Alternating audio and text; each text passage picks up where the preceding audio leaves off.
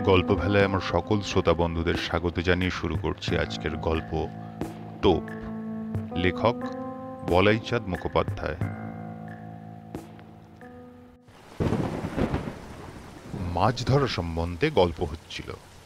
রিমঝিম করে বৃষ্টি পড়ছিল বাইরে। এক প্রস্থ চা নিমকি হয়ে গেছে।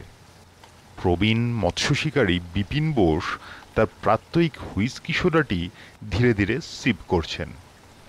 পলির ভিতর লোক চলাচল বন্ধ হয়ে গেছে অনেকক্ষণ। নিবিড় অন্ধকার থমথম করছে চতুর্দিকে। গল্প জমাবার মতো পারিপার্শ্বিক সৃষ্টি হয়েছিল, কিন্তু গল্প জমছিল না ঠিক।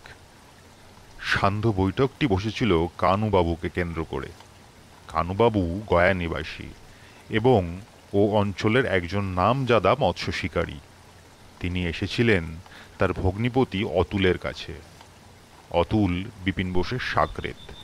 বিপিন বোস যখনই মাছ ধরতে বেরোন, অতুল তার তল্পিতল্পা বহন করে। তার পাশে একটা ছিপ নিয়ে বসেও প্রত্যেকবার। পুঁটি মাছ, ন্যাটা মাছ, বাটা মাছ ধরেওছে অনেকবার। কিন্তু যা তার স্বপ্ন, তা তখনও অবাধ জলের তলায়। বড় মাছ একটাও ধরতে পারেনি বেচারি।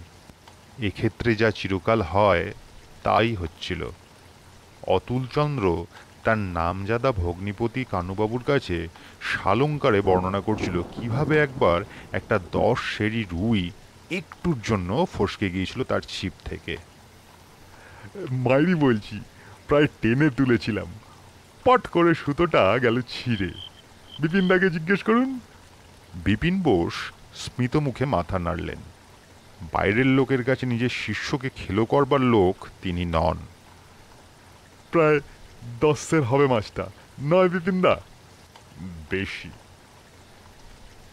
কানুবাবু তার কাঁচা পাকা ফ্রেঞ্চ কাট দাড়ির সুচালো অংশটি পাকাতে পাকাতে বললেন, আসল জিনিস হচ্ছে টোপ। টোপটি যদি মুখরোচক হয়, মাছ হ্যাচকাটান মারবেই না, গলায় বড়শি বেঁধা সত্ত্বেও মারবে না। এই হচ্ছে আমার অভিজ্ঞতা।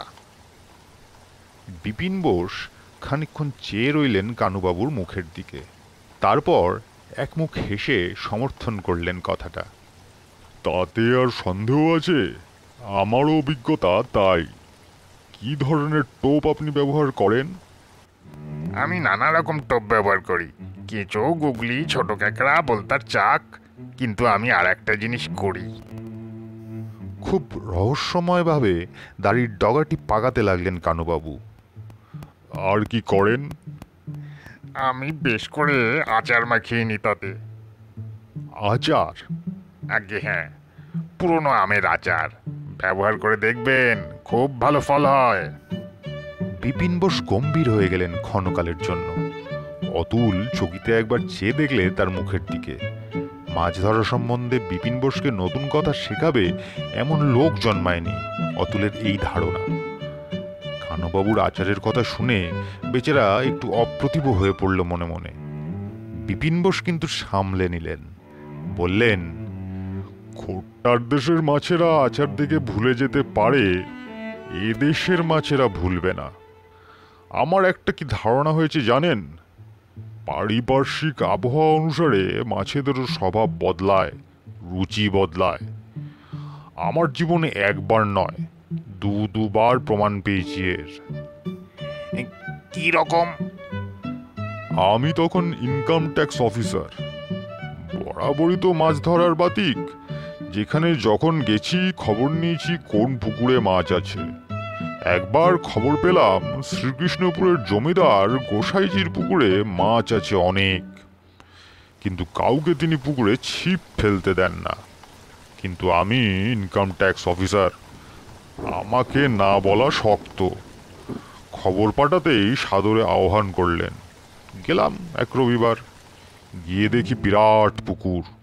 পুকুর নয় তো, যমুনা যেন। টলটল করছে কালো জল। পুকুরের পাড়েই রাধাবল্লভজির প্রকাণ্ড মন্দির। নানা রকম চার আর টোপ নিয়ে গিয়েছিলাম। পাগিয়ে ছিপটি ফেললাম। ও মশাই, আধ ঘন্টা, 1 ঘন্টা, 1.5 ঘন্টা কেটে গেল, একটি মাছ ঠোকরালো না। আশেপাশে বড় বড় রুই কাতলা ঘুরছে বুঝতে পারছি, কিন্তু টোপের কাছাকাছি এসেই মুখ ঘুরিয়ে চলে যাচ্ছে। কেঁচো, ক্যাকড়ার বাচ্চা, মাছের নাড়ি ভুড়ি, মাংসের কিমা সব আমার সঙ্গে ছিল।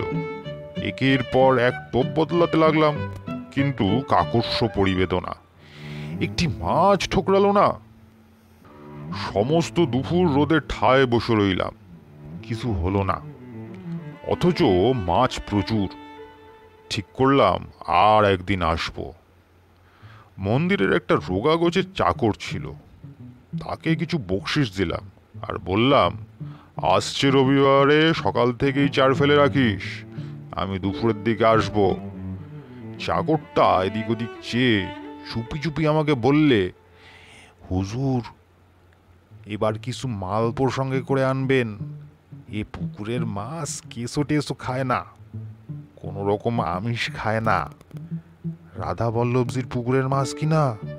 তাছাড়া এ বাড়ির সবাই বৈষ্ণব, মাছ মাংসের পাটই নেই। অবাক হয়ে বললাম, মালপো খাবে?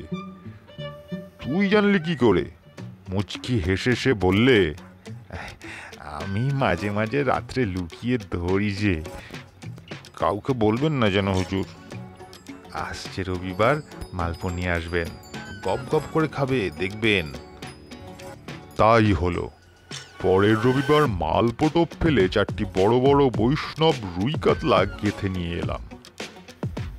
এতক্ষণে গল্প জমল। কানুবাবু থ হয়ে গেলেন। অতুলের চোখ দুটো জল জল করে উঠল।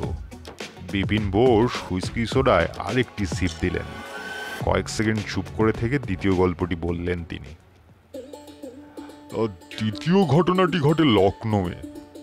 লখনৌ শহর থেকে বেশ কিছু দূরে মফস্বলে ছিল পুকুরটা। কোনো এক নবাবজাদার পুকুর। পুকুরের নাম বেগম তালাও। খোঁজ পেয়ে মোটরে করে গেলাম একদিন। দেখি বিরাট একটা পোড়ো বাগান বাড়ি, শ্বেতপাথরের তৈরি ভাঙা মতি মঞ্জিল, আর তার সামনে শ্বেতপাথরের বাঁধানো প্রকাণ্ড বেগম তালাও।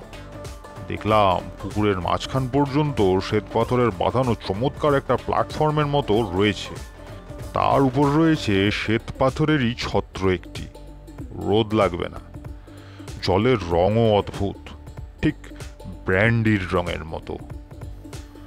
নবাবজাদারা অনেকদিন আগেই নির্বংশ হয়েছেন। থাকবার মধ্যে ছিল একটি পুরনো চাকর। সেই এসে কুর্নিশ করে দাঁড়ালো এবং আমার অভিপ্রায় শুনে বললে যে যেদিন খুশি যতক্ষণ খুশি আমি এখানে এসে মাছ ধরতে পারি, সে আমার যথাসাধ্য খিদমত করবে। তোড়জোড় করে গেলাম একদিন। কিছুক্ষণ বসবার পর সেদিনও বেকুব হতে হলো মশাই। বড় বড় রুই কাতলা ঘুরছে, কিন্তু কাছে আসে না কেউ। মালপো ইনসিডেন্টটা মনে পড়ল। ভাবলাম, এখানে পোলাও টোলাও আনতে হবে নাকি। ঘন্টা দুই বেকার বসে থাকার পর সেই বুড়ো চাকরটাকে ডাকলাম। বললাম, কিরকম চার, কিরকম টোপ দিলে মাছ আসবে বলতে পারো? সে কুর্নিশ করে বললে, ও হুজুর, যদি গোস্তাবি মাপ করেন তাহলে হদিশ বাতলাতে পারি। বললাম, বাতলাও, বকশিস করবো তোমাকে। সে বললে,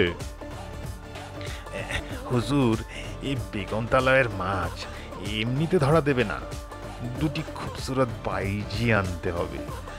তারা এসে আপনার দুপাশে বসবে, তাদের ছায়া জলে পড়বে, তবে মাছ আসবে। বলা বাহুল্য, এতটা আমি প্রত্যাশা করি।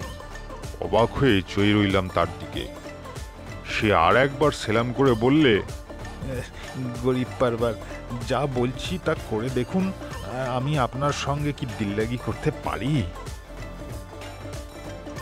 বিপিন বোস হুইস্কির সোডাতে আর এক সিপ দিয়ে চুপ করে রইলেন। তার চোখ দুটো থেকে হাসি উপচে পড়তে লাগলো কেবল।